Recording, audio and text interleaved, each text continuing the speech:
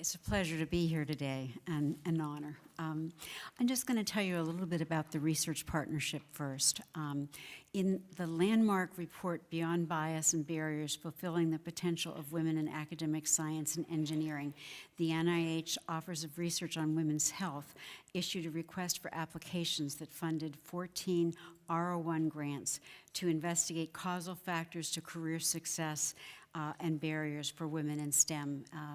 And following completion of the 4 grants in 2013, the grant PIs formed a grassroots collaborative, the Research Partnership on Women in Science Careers. So we've been in touch, and we're continuing to do things as part of that. So I'm just going to talk about some of the data that we accumulated as part of the 14 research PIs. We looked at barriers to advancement and sexual harassment, which is still an issue for women, as you've probably heard a lot in the news recently. In 1995, the geographic, basically there were 52% of women who reported either having an episode of sexual harassment or gender discrimination. And a follow-up study was done in 2012, and has gone down to 30% now, but it's still high considering the fact that at the time when these junior faculty that are having prestigious NIH career awards, when they were in medical school, it was greater than 40% women. So that's very different from what it was in 1995. Another barrier has been stereotype threat, which can cause women to underperform because of this. We also looked at leadership, and women achieve senior rank and retention in a fairly high number, but when we did a study of looking at this, we found that that could be explained away by publications. So if you looked at publications as part of the multivariate model, then we did find that both retention and rank of full professor were explained by the difference in publications. We also looked at senior leadership, though, and that was people who were either a dean, an associate dean, a provost, or a department chair.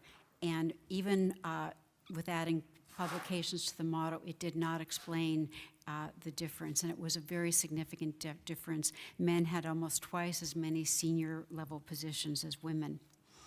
And the other thing, they looked at the National Career Development Programs as ELAM and the AMC early and mid-career programs, and they've been very helpful in providing skills for women to be in academic medicine.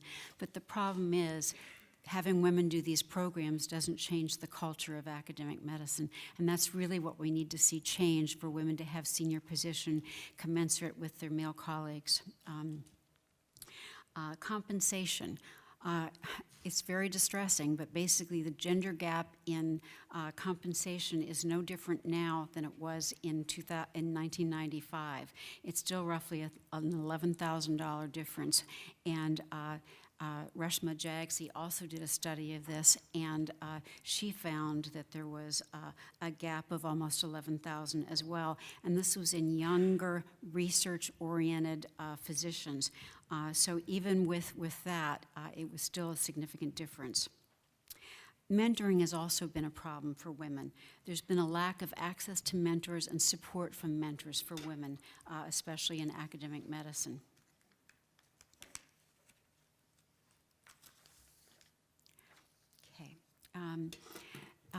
One other thing, though, that was looked at, Liz Travis, who's at MD Anderson, looked at sponsorship of women and basically found that that was a more important way for women to get senior leadership position. A sponsor is really out there in front pushing their candidate, whereas a mentor is sort of behind the scenes and is not as effective.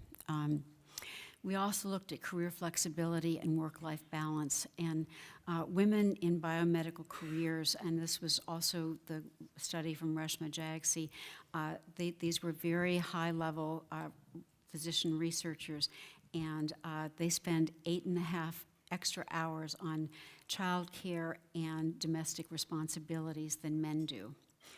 So that's sort of something that I think it's starting to be a little bit more fair, but it's still an issue. Faculty with both child care and clinical responsibilities were less satisfied with their careers than faculty who didn't have children or who didn't have clinical responsibilities. The other thing Molly Carnes looked at a lot in terms of advocating for change and stakeholder engagement, and basically implicit gender bias still persists, and it hasn't really responded very well. But we do have tools now to try to approach the implicit gender bias. It includes stereotype-based gender bias and its detrimental effects on the academic advancement in science and medicine.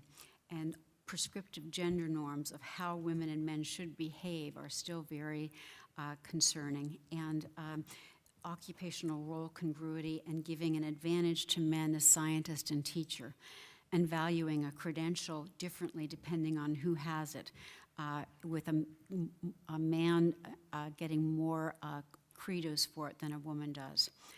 So those were the areas that we studied in terms of the 14 PIs, and now I'm going to introduce Stephanie, who's going to talk more about interventions.